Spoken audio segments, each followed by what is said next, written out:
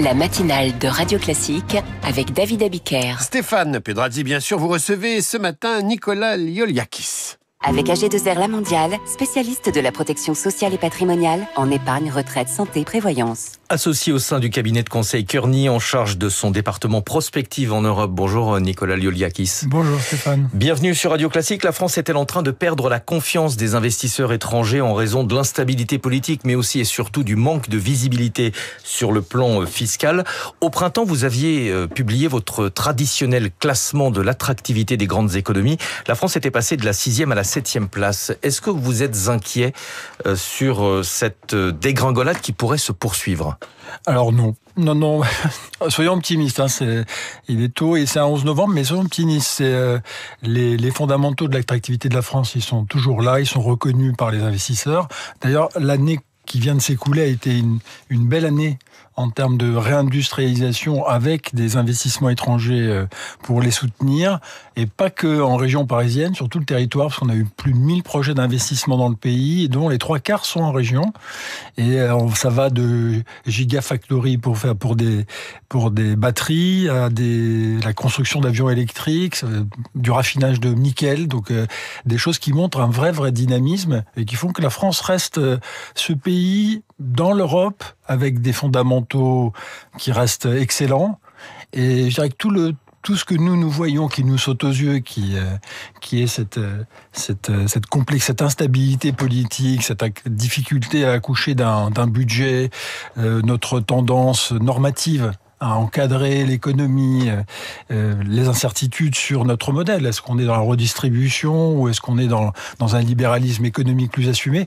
Tout ça crée du bruit, mais les fondamentaux ne changent pas. Mais la taxe Zuckman, qui finalement n'a pas été adoptée par les députés, le simple fait d'en débattre, est-ce que ça n'agit pas comme un repoussoir pour les investisseurs internationaux?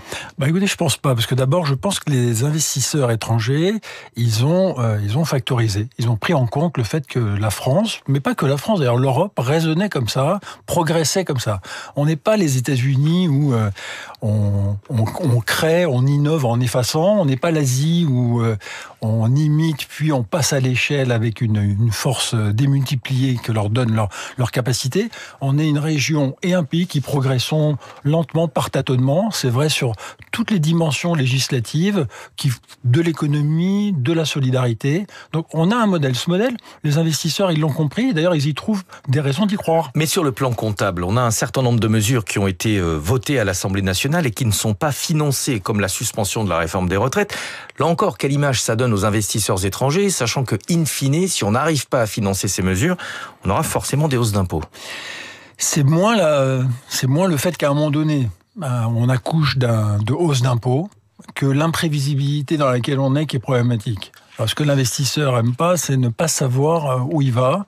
Et finalement, il n'y aura pas de surprise si la France, une fois de plus, vise un système de taxes un peu pénalisant pour les entreprises, ce qui ne les empêche pas de réussir. Vous avez vu les résultats des boîtes du CAC, ça fonctionne, les grands champions restent des grands champions, et d'ailleurs ça pose à chaque fois d'autres questions. Est-ce que c'est normal qu'on gagne autant d'argent dans ce contexte, etc. Mais je pense que vraiment, prenons le truc avec un peu de recul. En dézoomant, c'est comme ça qu'on progresse, c'est par tâtonnement. Alors c'est vrai que ça fait beaucoup de bruit, mais finalement le débat en France sur la solidarité, la redistribution et la libération des énergies créatrices, c'est notre histoire. Vous allez bientôt commencer les enquêtes pour le classement 2026. Les États-Unis, cette année, avaient conservé leur première place en termes d'attractivité pour la 13e année consécutive. Avec l'augmentation des droits de douane et le caractère imprévisible de Donald Trump, vous pensez qu'ils vont rester numéro 1 ? C'est possible parce qu'il continue à drainer une grande part de confiance. On a devant nous quand même la possibilité d'une bulle. Je pense que même notre ami, le grand shorter de l'histoire des subprimes s'y met, donc c'est toujours un signe avant-coureur que les tendances quand même s'inversent. Même avec ça, le Nasdaq a encore progressé et ne cesse de progresser. Ils sont quand même devant une vraie crise et tous les phénomènes attendus inflationnistes, ou déflationnistes, selon l'orientation que prendra l'économie américaine, tous ces phénomènes vont se produire. Donc, ils vont rester devant parce qu'ils sont largement devant, de toute façon.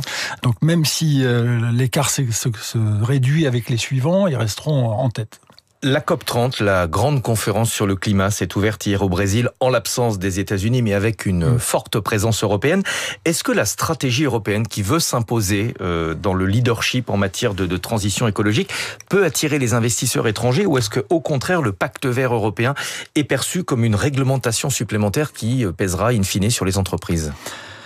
Il faut, de toute façon, pour réussir, pour plaire, il faut pas plaire à tout le monde, il faut avoir une identité. Donc le territoire européen, il a fait le choix, il l'a toujours fait, d'avoir, en termes de cohésion sociale, en termes de pacte social et en termes énergétiques, une identité qui est différente. On voit bien la tension puisque les entreprises sont cotées sur des marchés mondiaux. Donc à un moment donné, s'il y a un hiatus dans le niveau des contraintes qu'on s'impose, forcément, on pourrait apparaître momentanément moins compétitif, mais encore une fois, les investisseurs, ils voient la valeur d'une région et d'un pays qui font un choix conscient de progresser différemment. Moi, je pense que c'est bon pour l'Europe de faire ses choix, et il y a toujours du tâtonnement. Donc, on a eu le petit recul, on a les lobbies qui se remettent en marche pour contester l'horizon pour le tout électrique, mais la réalité, c'est qu'on y va, et que c'est bien d'y aller, et que ça fera notre force. Vous dites qu'il faut avoir une identité et des convictions. Est-ce que la réglementation européenne sur le secteur du numérique, DSA et DMA, n'inquiète pas les investisseurs étrangers, ce besoin de réguler le secteur du numérique? Mais il y a besoin de réguler. Fondamentalement, il y a besoin. Je ne dis pas que c'est pas nécessaire, mais par rapport, quelle est l'image que ça projette auprès des investisseurs? L'image que ça projette, c'est qu'on n'est pas prêt à faire de la croissance de façon échevelée, au risque du carbone, au risque de l'insécurité numérique des citoyens. Et donc, c'est sûr que, encore une fois, c'est un autre aspect de notre identité, il faut l'assumer.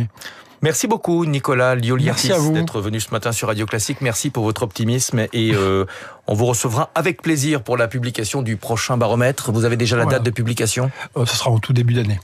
Merci. Merci à vous. David. Merci à tous les deux. À demain Stéphane pour la matinale de l'économie. À suivre les coulisses de la politique, Gabriel Attal propose un système de retraite universel avec un compte de 1 000 € dès la naissance pour financer donc les retraites. Marcelo Vesfred vous en dit plus dans un instant, mais tout de suite c'est Karine Dijoux. Et si nous parlions français, Radio